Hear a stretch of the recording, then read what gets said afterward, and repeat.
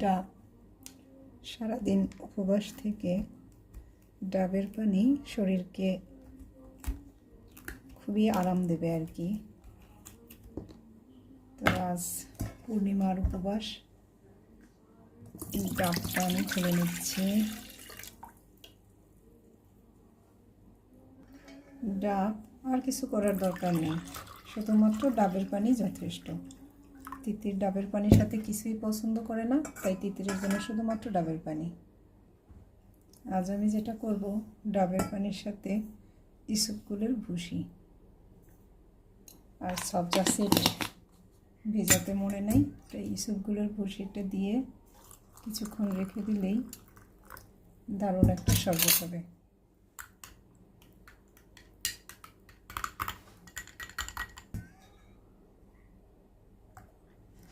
ব্যাস হয়ে গেল দারুণ একটা শরবত। ডাবের বিকল্প শুধু ডাব।